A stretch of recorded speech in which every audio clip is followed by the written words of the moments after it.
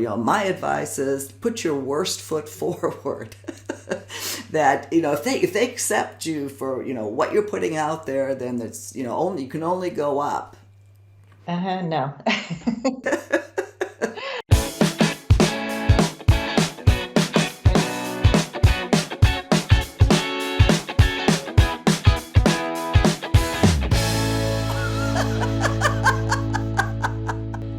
Thanks so much for joining us again on Second Act TV. I want to welcome Sandy Weiner back to Second Act, the dating and relationship coach and host of Last First Date Radio. Sandy, thanks again for being here again. Good to be back again. Well, I always love having you back. I've said it a couple of times. I so appreciate your support of this show. That you were here in the early days when we had like 500 subscribers. Now we have a lot more than that, and I credit people like you, wonderful guests like you for that. So thank Oh, you. congratulations. What I want to talk about today is when we first meet people, one of the things that really stands in the way, we get in our own way of maybe making a connection early on, is we overshare. uh, TMI, why do we do that? What is it? Why do we do that? Yeah, we're trying to connect with people. And so we think, oh, if we share some really deep stuff with them, it's really going to help us get closer. And what we're really doing is we're connecting on our wounds, on the stuff that's actually not somebody is not privy to those things until they get to know us better because we haven't developed any trust yet. We don't really know each other. And I know for me, when I was dating online many years ago, there were men who would share with me about their financial issues. My wife ruined me. That's not very attractive to hear, right? And this it paints them as a victim, or the person who shared about their illnesses. Like people would say, I have kidney stones or I have diabetes. And I'm sorry that they have those things, but I can't hear it on a first phone call because I don't yet know you. I don't yet like you, right?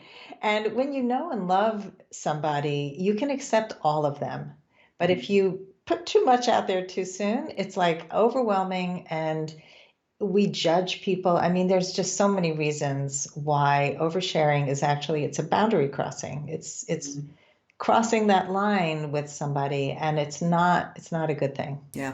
I recently had a very similar conversation with Trevor, who you know well. Was about dating mistakes. And one of them, was, again, oversharing, but that's why I want to dive deeper here into that.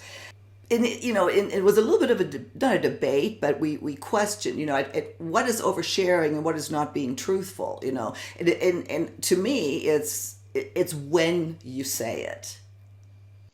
Yeah, it's when, it's how, it's a lot of things. And I've had this debate with people too. I have a good friend who would always say to me, I want to know everything right away. And I said, do you really though? Like, what if you found out? I mean, look, if it's an out and out lie where somebody says there's something they're not, that's, that's not the issue. No, yeah, it's just putting too much out there. I'll give a little bit of an easier example. I have a friend, several actually, men in this case, and on first dates right away, they like this girl. And next thing you know, they're talking about their old girlfriends and why it went wrong and they were so hurt. And I don't want to hear that. That's a horrible way to overshare.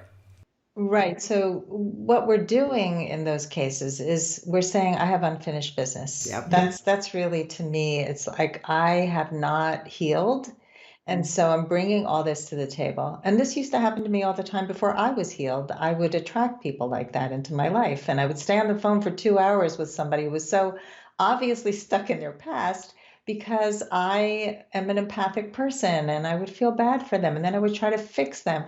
It just sets you up for a horrible relationship from the very beginning. And we talk about, like, I remember watching the Millionaire Matchmaker with Patty Stanger many years ago, and she had on somebody who would overshare. And she would say things like, I had a terrible mother.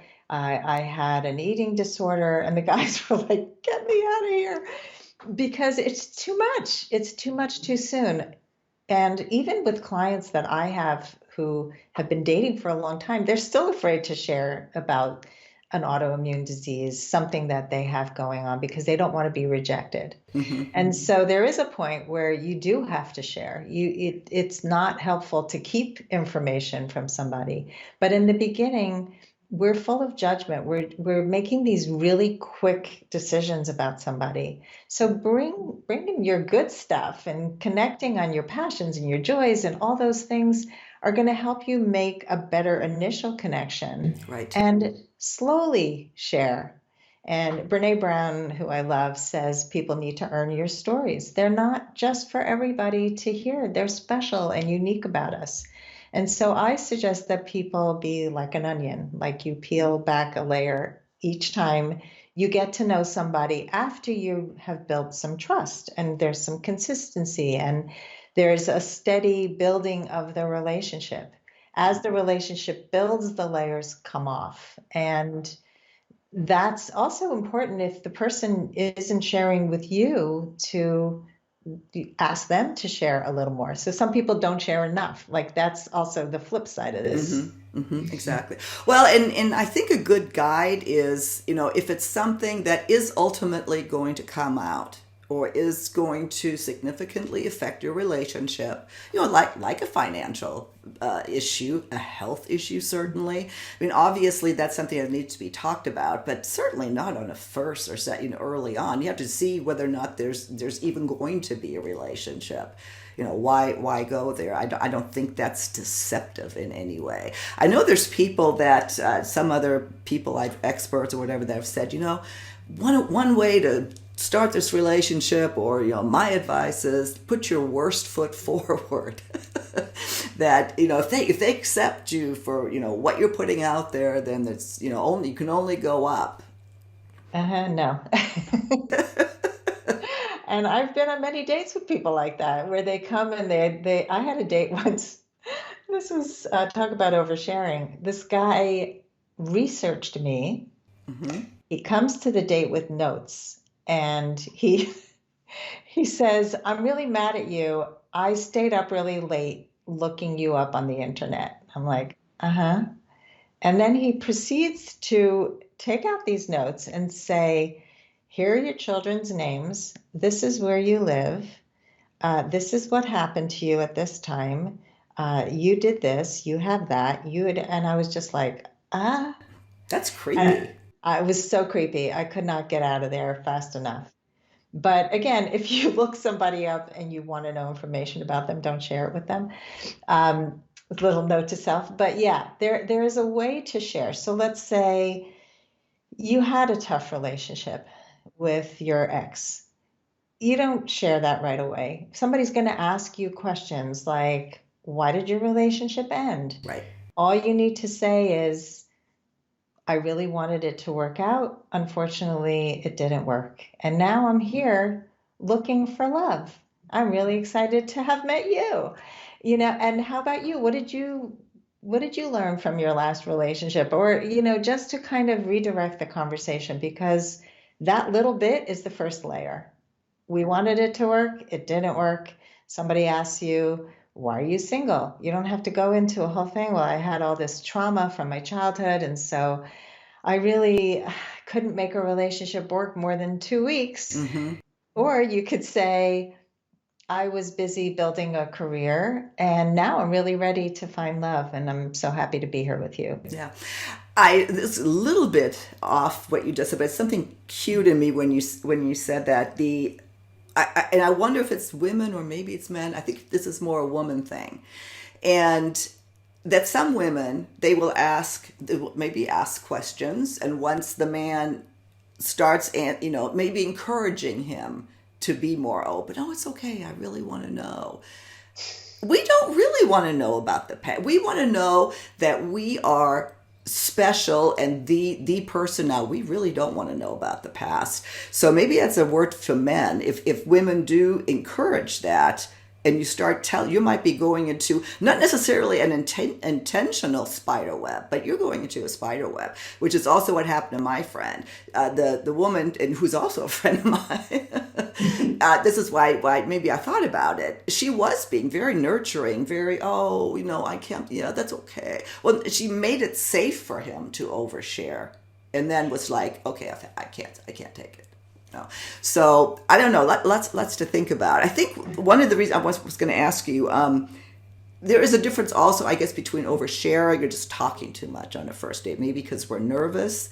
When does the oversharing come in? Just, I guess, when it's just too personal, or Yeah, so when it's too personal or when it's focused on trauma, illness, finances, past relationships, things that have nothing to do with who you are right now, where you are. yeah. And but what I want to say also, these women who are so empathic that they encourage men to talk a lot, it's often a people-pleasing trait, and it's, oh, I just want to be kind and hear them. And I used to do that. I mean, I just spoke about the guy who talked about being wiped out by his wife. I mean, he was such a victim, and he was talking on and on and on. And there was a part of me that was like tightening up and feeling really like I wanted to throw up.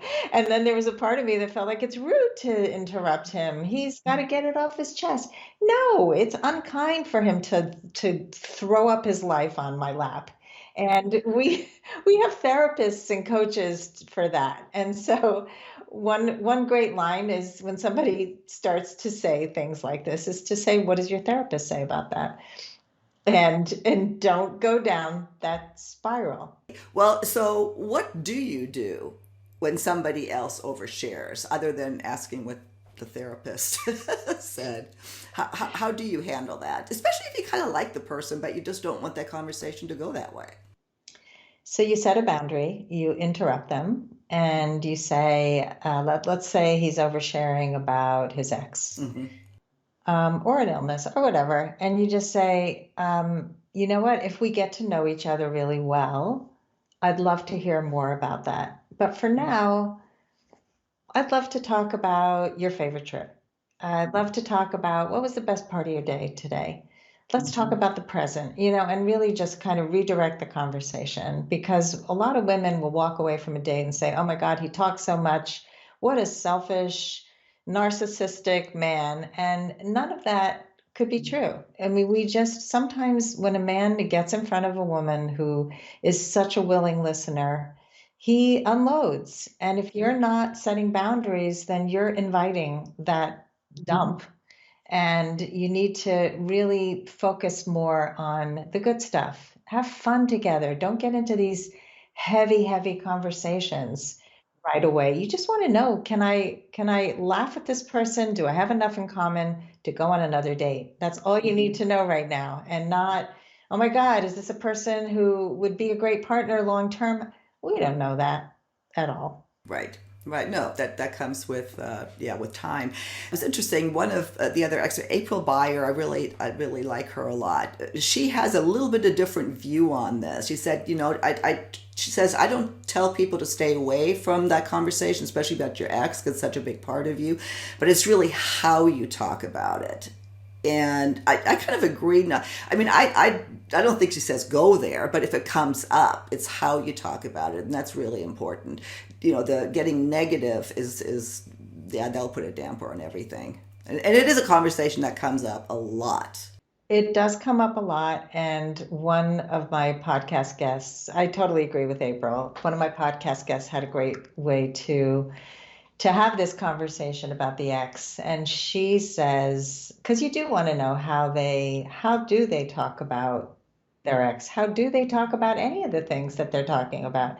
She said, asking a person, if your ex was with us on this date, what would they say is the reason it didn't work out?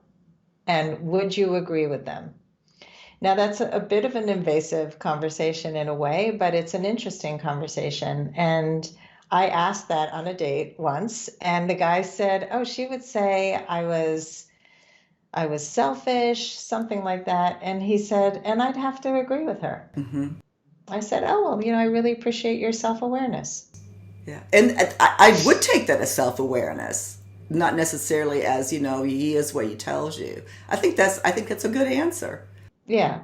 I mean, some people could answer that where she would say, I was selfish and that's because she's so Yeah. selfish and what a jerk. And God, I'm so happy I'm not married to her anymore. I want to know that somebody's healed enough to be respectful, even if the relationship had emotional abuse, physical abuse, you're out. You don't need to bring that person to your date. And so oversharing any of this stuff is just a way to push that person away instead of bringing somebody closer. Yeah, yeah, yeah. Interesting stuff. Again, we could talk about it forever. It is oversharing is, designated, if you will, as one of the biggest ways to self-sabotage yourself, and it's something so simple to be aware of. So we continue to have these conversations. Sandy, is there anything else you'd like to add before we close? Just have fun on your dates. Take them less seriously. I tend to go deep because I'm a deep person, but the best dates I've ever had were dates where I laughed, where we did something fun together. There'll be plenty of time to share all the deeper stuff. First, make a connection. Don't try to put the cart before the horse. Right. No, I agree. Sandy, thank you so much. As always, love talking with you. We will link to all of your information. I want to bring up your book again, Becoming a Woman of Value, How to Thrive in Life and Love. I didn't even look at it. Did I say it right? You said it right. Some of these, titles are a mouthful. I love the book. It's wonderful. We'll link to it. We'll link to your podcast. If you're in the market for a dating coach, always a great thing just to, get you over that initial hurdle. Give Sandy a call. She's fabulous to work with. And Sandy, we'll see you again soon on Second Act TV.